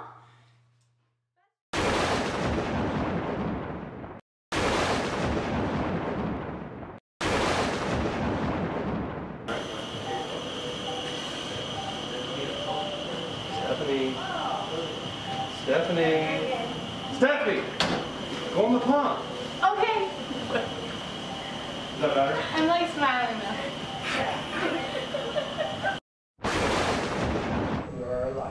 Hey, and welcome back to PerfWeb number 14. Remember to subscribe on your Facebook and the YouTube. And I'm going to bring it back to Joe. And don't forget to call in. The call-in number is going to be showing up. Yes. There you go. Cool. Okay. Well, welcome back, everyone. And I think that we have we've done a good job beating up the licensure and me, I guess, beating up AMSEC. But I'd like to go over a couple of stories and then wrap it up with some thoughts from you, Deb, on your students at Texas Heart and how you've watched, since you've been involved in teaching the students for years, a lot of years, decades. Thank you for that. I'm so sorry. I'm so sorry. Phone lines are open, though. Yeah. Phone lines are open. Right. So tell them the story, Rodell, if you will, and Stephanie, Sure. about when you first came here Would you like to start? and the stress Okay. associated with it. So, Oh! of course, there's a lot of stress. You know, we were coming from Michigan, a non-licensure state, and we had left where Michigan was trying to get their license, and we've always been told, like, oh my gosh, licensure will protect you. Our Michigan society was actually trying to lobby for it. So when we were deciding to go to Texas was a licensure state, and we said, like, okay, great, this is fantastic. We're going to be finally licensed. We're going to be this profession where it's actually recognized by this state. Great. So we talked to our colleagues who we're going to be working with, and they told us, hey, go ahead, apply for it. It will only take a couple weeks. I'm like, great, that's actually quite easy. Just follow these steps. And we follow these steps of, the fingerprints, the applications, the writing of checks, only to hit a brick wall. Stephanie can talk about these brick walls. You want me to talk now? Sure. So, about a month before we tried to get our license, it had converted over to the Texas Medical Board. So we got put in to a category of, like, it was all acupuncture and what else, like a whole big group of people. Right. It was massage therapists. Yes. So we would call and we would want to know what's going on with our licensure. Is there anything we need to send in? A progress report, if you will. Progress. And for a couple weeks we'd call and we're like, it's always busy. Like we can't get through. And finally, I stayed on the line. I'd put it on speakerphone. I'd be waiting for like 2 hours to talk to someone for them to say, oh yeah, we need you now to submit this. Say your licensure from Michigan. And I'd be like, well, I wasn't licensed in Michigan. I don't have it. And throughout the months, what I found was that they never sent me any information of what was missing. It would always be, I would have to call, and then they would say, oh, your fingerprints didn't go through, because in Michigan we had to go to the police station, do our fingerprint rolls. And once we came down here, they didn't accept mine, and they had all these places you could go and get scanned. So it was a level of disorganization that I was unfamiliar with. You know, without being licensed ever before, it was chaos, and it wasn't very helpful. I mean, no one within our group could help us because they had never been through this process. It was new for the perfusionists in the state of Texas, and it was actually kind of disheartening because you want to work, you want to be able to work. You got hired. I mean, Joe took a chance on us, like 2 perfusionists. You know, Two perfusionists trying to get a license. Correct, to work. which you wouldn't think would be a problem, but it was. You know, it was a lot of, you know, snail mail, if you will, back and forth. They would require, you know, certain things that weren't available to us on hand. Test scores. Test scores. I needed test scores from 16 years ago when I took my basic science and my what was that? And the clinical portions of the American board. And I had called the American Board of Clinical Perfusion, cardiovascular perfusion, and asked them, can I have my test scores? And they actually asked me, why do you need your test scores? And I said, because the state of Texas requires it for licensure. And the person on the other line said, no, you do not need that. We've never required that. And I said, it's not what you require, it's what they're asking for, and please give it to me. I was met with some resistance that way. In fact, they gave me a letter again saying that I was still certified according to my 40 cases, according to my professional activity. I gave that to the Texas Medical Board. They said, no, we need your test scores. I think when the transition went from it being, because maybe under the Texas Medical Board, those are requirements for the physicians, but the state of Texas licensure is whether you are certified that you've passed the American boards. It doesn't ask for test scores. And so the American Board, which has been working with the state of Texas since we have been licensed for over 20 years, the letter that they gave you was in fact the document that they've always given. Yes. So I think that, you know, you guys just came in the perfect storm where Yes, the transition. absolutely So we I did. think they were applying things to our perfusion licensure, which they were taking from being under the, and again, you know, the disorganization, absolutely. And we need to address those as in Texas, because we need to fix those goals. Absolutely. Debbie, I think what's happened is I agree that state licensure can be good for us, but we've taken it out of the hands of the perfusionists. Now it's to the Texas Medical Board, and it's really hard to have any say or control on what happens with that. You can't even hardly talk to anyone. Right. So I mean, we knew all the analysts. And without a state society, how do we address this issue? Yes, and why don't we have a state society? That's another really good question. Well, it is a good question, but you know, maybe we need to find out the physician who is overseeing perfusion licensure and collectively call him or write him or go to Austin as a group and I think we do know have a him, meeting. actually. Yeah. We do know. Yeah, actually, we do know it. No, we were gonna go to Austin, and they Yes. said They will They will not you let will not be in. seen. No, I'm not You saying, will not be but- seen. I'm not saying go to the licensure office. I'm saying there has to be a physician that sits on that board. Right. Who's going to watch ECMO? We can't bring anybody in. They're licensed. So But that's something the that big you problem. said about the employer, though, and we as employers or colleagues, we can either make this process for our colleagues, you know, it's an investment, but you did the right thing. You supported these clinicians to get through that process. Other employees Over and are over, pushing it back to the He clinician shipped saying, us to He Tuscaloosa. shipped us to Tuscaloosa. That's how he showed his They were They were support. banished. But we They were shouldn't- banished to Siberia. we shouldn't Right. put it back in their lap and say, hey, come talk to me when you have your license. Because then it's like, I'm probably going to leave the state because I need to Right. work. And that's what's Right. happening with some of the new graduates in Texas. And I'm not saying it's perfect. Right. Because of the credentialing process.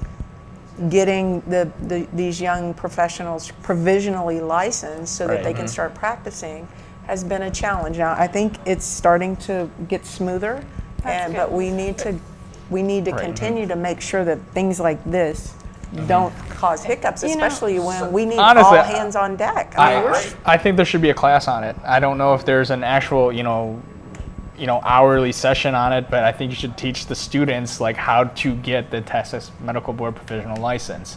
I mean, it was such a headache for us. As soon as we figure it out. As soon as, of course. But we had started.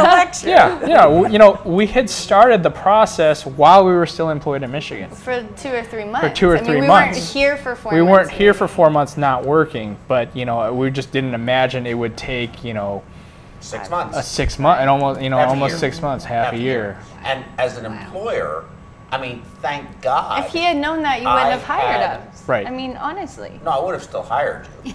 Okay. He says that And now. I'm glad. Hindsight is 2020. And listen, this is something that I think everybody out there in web world needs to hear. Thank God that I was able to get them assigned to Tuscaloosa for that short period of time, because as an employer, not only one salary. I mean, I was listen. I got a lot of pushback from some people about, no one here obviously, but some people that aren't even with us anymore, about hiring a couple. Okay, I got a husband and a wife. That's a whole other show. No, that's like a issue. But not on the show part. But the point is, I have 2 professionals with professional level salaries that I have to pay that cannot work and do anything. So from an employer's perspective, that was pretty frightening for me. And I was on the phone with senators here in this state as well, calling them up, and I mean, raising all kind of hell. I got nowhere. It wasn't effective. They couldn't have cared. Yeah, they couldn't care less who I was. They sounded very empathetic. Oh yes. We're gonna have to look into that. And they just went on to their next project. Couldn't have cared less. But it still brought a lot of stress. And you almost quit. I was fed up. I just told him that this week. Yeah, I was fed up. Well, I don't want to feel that way, that like someone's like stressed because they're paying me and I'm not contributing at my job. Right. 6 months. What employer No, can it do wasn't that? 6 4 months. No. We weren't with you for 4 months. Well, not yet, but I could. Right, but I could see it was going to happen. If it kept going. If it kept going. Right, but it was really only a couple months. 6 weeks, I'd say. All right. Okay. Because as soon as we went to Tuscaloosa, the next week we got our license. No, actually, the day we left for Tuscaloosa, we got our Texas. Is that true? Yes, that's correct. But then we committed to Tuscaloosa. We were there. Tuscaloosa. That's correct. And it was a great experience. I'm going to throw that out. So maybe I was a little overexcitable. I'll give you that. On the rare occasion that I tend to get. But I mean, I understand. I train students, and they could do more with me watching them than I could do with a licensed perfusionist in Texas. I couldn't touch anything. Right. And I think that's ridiculous. They're watching me, and I'm a perfusionist, and I can do nothing to contribute. So that was tough. I understand your stress level, but it was pretty high. I'm glad you didn't quit. I was stressed. I'm glad I stressed you. I said, I don't need your stress and my stress together. Throw me out in the jungle and so the process is broken. The process is broken. I think that's a fair statement. The process is onerous. Yes, it's onerous and broken. I think you're right. So what about the non-compact states? So you want to go to one of the other... Okay, when I did travel nursing for just a little while. And to get a license outside of the compact state, you have to fill out their application, which you have to get fingerprinted. You have to give them your copy of your college diploma, the date that you took your NCLEX exam. I mean, it's a process. How long does it take? Louisiana is actually a walk-through state. You can get it in a day. I don't know what that means. You can get it in a day. Oh, okay. You can walk in, 2 hours later you walk out without a Louisiana license, with the Louisiana license. Georgia, that license took me about 3 weeks because they were not a compact state when I went to nurse there. Florida took me about, they said allow 3 months, but I think I got it in about 6 weeks. 6 weeks. Yeah. Something like that. But but now the problem of not being able to talk to somebody It's like that in the nursing world too. Trying to call some of these state boards of nurses like trying to call the moon. They don't answer. So- they don't call you back. So let me ask you You this. email them. They don't email you back. On the states that aren't compact states where you hold those licenses, obviously, I mean, I'm assuming you have to every year do something. Yeah, If- you have CEUs. You have to achieve to maintain your license, and you have to pay the fee for your license every year. What if you now, when I don't? went to, then you just lose that license. I mean, you lose it. You lose and that you have license. to start the application over all fresh from over brand again. new. Right. Okay. But now there are a few the non-compact states. When I went to Florida, there was a test I had to take specifically for Florida. I believe there's one here in Texas too. Yeah, Jurisprudence Jurisprudence. exam. Yeah. But that's like to go to Georgia. All I did was fill out that application and mail it in, and it took. It didn't take long. So what's going on Less with than a month. What's going on with? It didn't take too long. That's good. What's going on with Texas Art? What's the story? What do you mean? What's going on with What's the Texas scheme? Heart? How are they doing? The Texas The Heart school. School of Perfusion doing incredible. Specifically the school. The school's doing great. We've got 16 students. They're exemplary young professionals in training. So Got 8 and 100%, 8 and 8, Eight and eight. So 8 you juniors, take 8 seniors. I Uh-huh. wish we could take more if there's clinical affiliates that want to train students. We've I think we've asked. you we've know, offered. that's a it's a challenge to train more clinicians for I think all the schools. There's discussion about what's the minimum education entry level into our profession, and that's another I've been thing hearing that that people are trying to bring that number down. the number of schools, The No, number of cases. cases. the number of cases Cases Yes, you that need was to in the do for, discussion. to for graduate. for to graduate. Right. I mean, Well, I just heard that I mean, I think the rumor. number is, it doesn't. I don't know how many times you need to do something to become proficient at it. I don't think it really measures competence. You could say 75, you could say 200, you could say 50, but I think there needs to be some minimum number that you are exposed to during school. And I don't know that. Was that at a professional meeting where they discussed the accreditation requirements are? Because I haven't heard that. It was a group of perfusionists that I was speaking with. I mean, it was a group here in Houston. Remember, we had a student that we said she didn't pass enough cases to graduate. And she got a lawyer and said, the rule isn't that you have to pass, it's that you have to complete. Right. But after So you have completed a certain number. But then you also have to get, That's I know. Right. You do It's- have to have, they have to sign off and say that they feel like that you're qualified to sit for your exactly. exams and that you graduate. And so the accreditation standards from the ACPE and KHAP, which accredits all the perfusion education programs, in their standards, that is stated, the case number requirement. And the latest standards that I've been, that the school was held to account for when we were we were visited for our ongoing accreditation, still had 75 as a minimum cases. They did clarify that it has to be cardiopulmonary bypass procedures. Right. Because Okay. now, Right. because now that we recertify, and again, this information's on the American Yes. Board website. Recertification case requirements are a little bit different than the student that Right. has to be. And there Right. was some, I think, I some, see. Right. but I didn't hear a change in the number of We cases. just heard rumors. Well, it was suggested that the number go down because of the need for perfusionists within the community, because And how do you supply that and many how do you cases supply that if many you increase cases? students, Correct. basically? By Branching out, right? Yeah. clinical affiliates, by Right. people We teaching. have Well, Ro and we I have been have- clinical instructors For a like long 10 time. We 10 have years. talked with the administration up here in the Woodlands, in the surgeon. They're ready, they're willing, but Well, that's a you know, conversation we need to have locally, but just for the audience listening, if you're not, if you've ever thought about being a clinical instructor or haven't done it, consider it.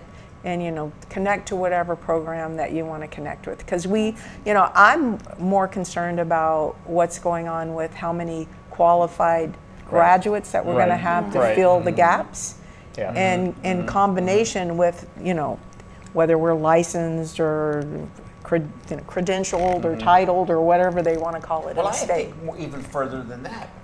I think that perfusionists who are attending a program should have to complete successfully and pass a whole host of different types of cases. It can't just be you did 75 or 100 cabbages with a couple of AVRs and MVRs mixed in there. If you've never done an ECMO, if if you've never done a VAD, if you've never done a transplant, if you've never done a type 1 dissection. I don't agree with that. How do you go out I in the world think and do that? because like you said, education and learning is an ongoing, forever process. So they provide a foundation that you grow on. Then that's our responsibility as clinicians to continue to mentor and teach. What if they move to Lakewood, Arkansas, or what's the name of that city? Camden. Camden, Arkansas. Somewhere that has a heart program. That has a heart program, and they're just doing routine cases all the time, and 90% of them are off pump, and then they're like, oh, we got a type 1 dissection we need to do. Never seen one. Well, has the surgeon seen very many? Yeah, the surgeon came from Cleveland Clinic.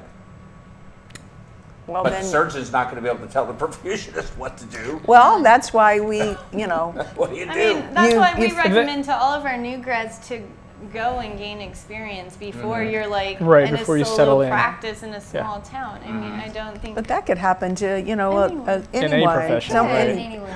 You just asked her about doing dialysis on a patient, and she wasn't qualified in that hospital. I'm not competent in that. You learn and grow and deal with it, and if they had a bad case, they would probably figure out real fast they need more practice. That's why you read. You need to read. You need to go to professional meetings. You need to be able to call someone in the middle of the night. Phone a friend. Phone a friend. So, like a perfusion society. You're not going to remember how to do everything. You can't remember everything and know everything. I agree. Well, I agree. Okay, I mean, that's a good point. All right. That's fair to know. So Texas Heart is doing great. We got great students. We got a class graduating in June. If anybody needs a new graduate, do you hire new graduates? We do. Okay. We will. Absolutely. Okay, good. Awesome. We have no problem with that at all. Okay, lovely.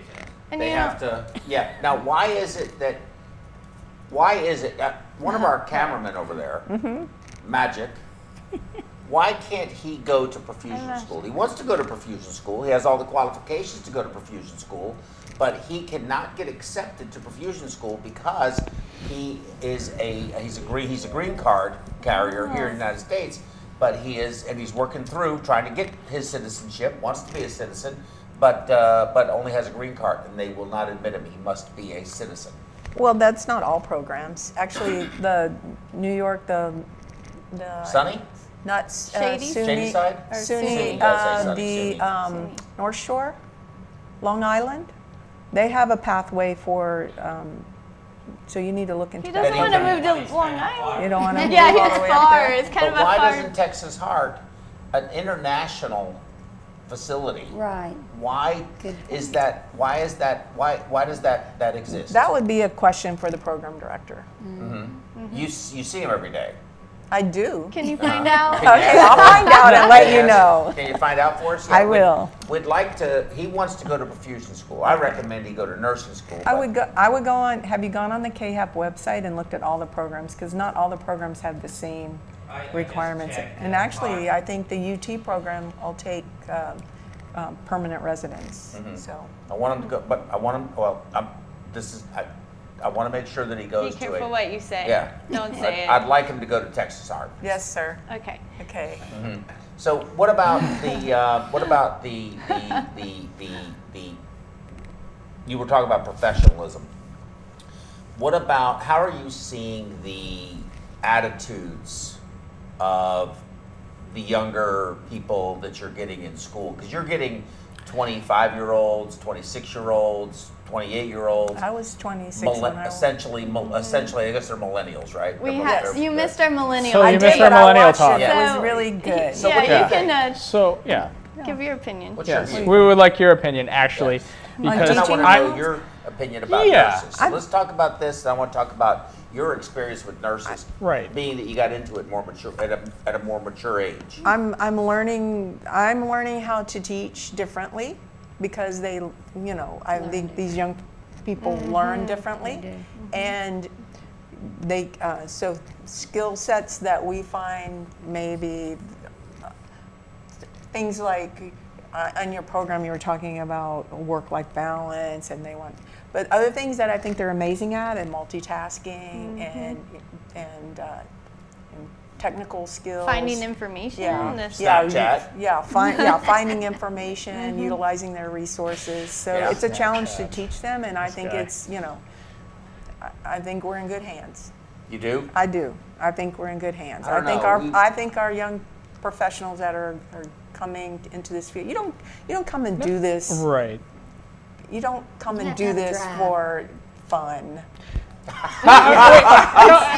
Is this It's true? fun for are me, these Deb. you know, That's because I you're know not a what you're saying. millennial. You're right. you know, Millennials Yeah, don't do it because for we fun. loved like walking in the snow uphill. Both directions. Both directions.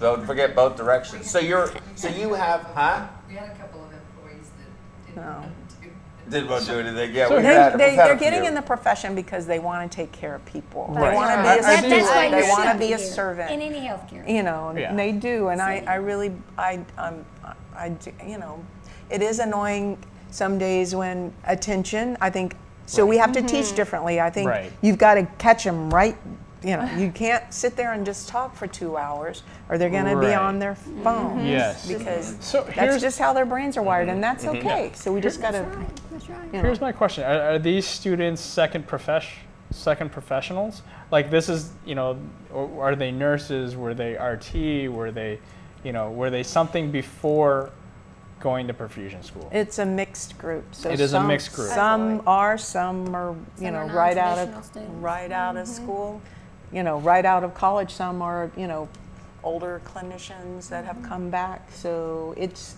a mixed group. But you have a positive outlook I do. on our profession. Yeah. Well, good. I'm glad to hear That's that. great You know to what? hear. Yeah. I'm glad to hear that. That's a very positive thing. Miss Mobley, Yes. what about nursing? We all know about Nurse Hatchet. We all know about, you know, the nurse that sits at the, you know, at the nurse's station and eats donuts and, you know, lets the call button ring for an eternity or whatever. All of that kind of stuff. But you know, you know, and I've seen some apathy in the critical care environment. That's where you've spent your time. But for me, at least, my experience has been that I don't see it very often. What's your experience? Well, like I said, I was a non-traditional nursing student. I went to nursing school when I was 44 years old. We had a few non-traditional students, but as we went through nursing school, you heard all the younger ones just talk about the paycheck, the paycheck, the paycheck, the paycheck. I believe if you're in any realm of healthcare and it is just your job, you need to find something else to do. Because I told those girls, and I've told it to several nurses, nursing is not a job. Healthcare is not a job. Healthcare is a service and a ministry that we are blessed to be able to provide people when they need it the most. And if you're in it for any other reason, you're doing your patient a disservice. That's just my opinion. Well said. I think that Well was one said. of the well said. I think that was one of the most profound things that's been said all night. That was really good. Thank And you it very came much. from Mississippi. Thank you very much for that. We Thank appreciate you. that. Thank you. That's just how I feel. Thank you. And I wanted to touch on, when you see a lot of critical care nurses, there's a huge percent of them that are doing critical care to move to something else. More schooling, more education, CRNA. CRNA. For NP. perfusionists, I think sometimes we do get stagnant because we're perfusionists and then there's not a lot of places to grow. So when you grow, it's just a personal growth of like, I do a better job at the same job. Does that mean? And I think there's going to be, in every profession, different times in your life where we need to lift each other up, like you said, because there's going to be times when you're not as focused on, you know, giving as much to your professional community because you're raising little kids or you're taking care of your mother. Or so right now, I'm really motivated to do more, and I have the opportunities to. But it's not going to be like that always, like every year. There were other times when I had to focus more on other aspects of my life. So I think as long as we have a high percentage of people in our professional community lifting each other up and advancing, that's okay. It's okay to not always spend all of your extra time out. Well, I agree with that. That makes for a very boring human being. It would be, I mean, yeah, you don't, you know, when I look to hire somebody, I always ask, and you've been with me on a lot of these interviews, tell me what you like to do outside of work. You do. If you're just, if you tell me nothing, I don't want to do anything but work, you're not really the right person. No, you're really not. Yeah, that's a problem. Right. So, you know, you have to have people, both the employee and the employer have a responsibility. To Rebecca's point, to your point, this is a profession. Treat it like the profession it is. Right. Respect it and the privilege that you have to be in this profession and do what we do, which is majorly impactful to people, patients who are just, you know, innocent bystanders that get sick and depend on us. And act professionally. Don't act like a moron and expect people to respect you, because they're not going to. And don't be a titty baby. You know, when you're mad or upset or whatever it is, don't just, you know, don't complain without a solution to the problem. Complaining on its own is pointless, and and people get turned off by it. So I think that's, you know, that's my point. I mean, I think that you know, I'm encouraged too, but you do want to have the employee, but the employer also has to recognize that people are people. So the employee has to have that respect. The employer, whatever it's a hospital, department head, contract group, it doesn't matter.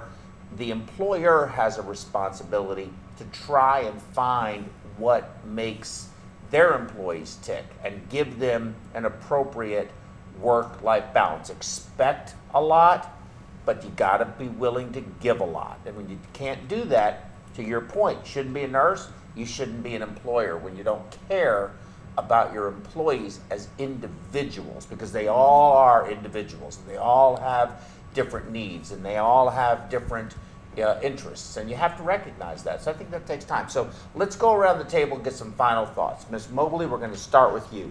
Final thoughts for the audience on today's program, or anything else you pontificate the wonders of the universe. Okay, let's solve world peace right now. I see the issues in not having state licensure in your profession. However, with the small band of brothers, as you mentioned, it's going to be a challenge, but I think it's only going to be to the benefit to push for that, because it's important in our field to be able to cross over and be there when nurses could come to Harvey. Perfusionists couldn't come down. You know, I mean, when there's a strike in California, can you just go out there and cover heart surgery? No. So you really need to push for that. I see a great need for that in perfusion. Right. I actually, you know, I would enjoy reciprocity, you know, across all the states. I mean, we again, having a compact. Yeah, a compact or something like that. I mean, there's only 4,200 of us. If something ever happened, you know, half the population of our fraternity alone, who would provide the services that we can provide?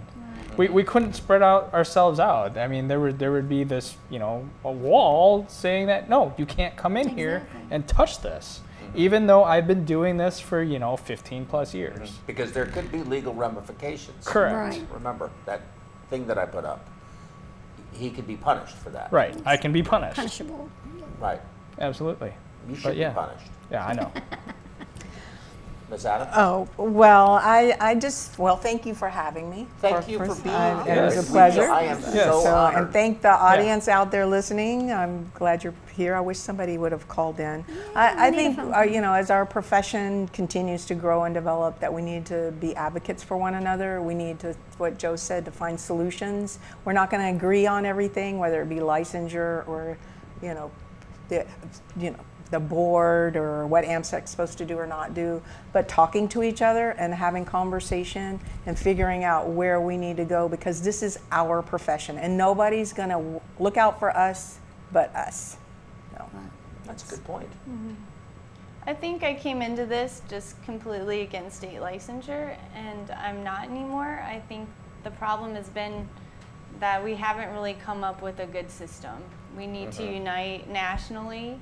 We do need a strong organization to represent us, and I think that the problem is that we're just half in. You know, we only have 18 states doing it, and it's really not working the way it is.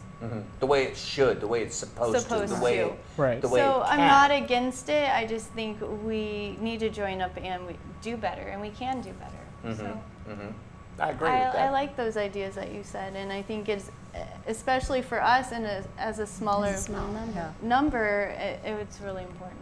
I think that those are very good. Those are very good. Those are all very good points. For me, you know, I think that I would have liked for somebody to call in too, but we do have 8 thumbs up. But you'd be surprised, people don't like to call in. You know, they don't call in when the 5, you know, on Fox. You know, and there's 5 of us now. You know, we're the 5. We're the 5 too. Yeah. They don't call in then. You know, and not even the View. Yeah. Okay, this could be the View. They don't This have. this could be Right. this could be, instead of we'll call it the View, we'll call it the Obscure. You know, instead of the View. I don't know what else to do. So my thoughts are that I think that every state needs to have a truly representative state professional society. And that either it comes from the national level and branches out that way, or it comes from internally. It doesn't, you know, organically. It doesn't make any difference how it happens. But I think at the end of the day, we need a state society in every state that's representative and that talks with actively the other leaders of the various different state societies to come up with good solutions that then are directed to the national level as what their mission or what their position is, or, you know, putting out position statements and all of that kind of thing. I think we need to do that. I think that's my last thought. Well, we should start with Texas. We have how many perfusionists in Texas? A lot. A huge percentage Huge percentage of that are not being represented. Correct. Not well anyway. Not well. You know, not well. We're just all out there. It's like the Sesame Street kids all doing our own thing. Cowboys. And yeah, cowboys. Cowboys. Yeah, cowboys. I like that The too. Wild Wild West. But so Deb, I think all of us here are going to nominate you as the new No. Texas Perfusion Society president. No, that's not And, me. She's never That's going to not come me. back again if We'll you call do this. You had her. She was You going had to her. come back. Now she won't. No, she And then- won't. okay. Right. Debbie, Well, come back. I think we're going to I'll go come have. back, but we're not Yeah. doing that. Yeah. We're gonna all go have dinner. I think we have barbecue. If you were here in our studio audience, you could come have barbecue with us or whatever it is we're having on that particular evening. We appreciate you tuning in and listening. Of course, this goes on the web and is there in perpetuity as long as YouTube and Google exist, until the Chinese hack into it and do something with it. So you can, if you're watching it at your leisure, thank you he for really watching. can't. He can't help. Can't keep up. You can't help yourself. I can't help myself. Yeah, I know. no. But Which conversation are we having? Which conversation are we in? Yeah. So with that said, we'll see you September 11th when Patrick will be our guest host, and Stephanie and Rodell will be here. Rodell's going to be, it's on charting, And isn't Actually, it September? no, it's actually Nate and myself. Oh, Nate, yourself. I'm sorry. Okay. It's Nate and Rodell, and Rodell's going to give a presentation on charting, and I think also there's going to be somebody here from Levanova to talk That's about correct. the Connect Yes. and the Excellent. difference between paper that's gonna be a charting, really the good- electronic Really good charting, one. Yeah. all that kind of stuff. Yeah. Cool. And please tune in and give Patrick your support because he's going to guest host for me. Yeah. And Rodell has already asked me what do you have a script or no? There's no script. He has to get up there and just do the same thing. I mean, do you have a does he have the opening with me saying it? No, it doesn't work that way. In fact, you're gonna do the opening. Oh, that's Because fantastic. you did great. I just yeah. did a test run. I did a screen test. That's, and you that's did where it really was. well. Okay. Hooked in. Okay. right. Hooked. Good night, everybody. Good We'll see you night. next Thank you. time. Peace.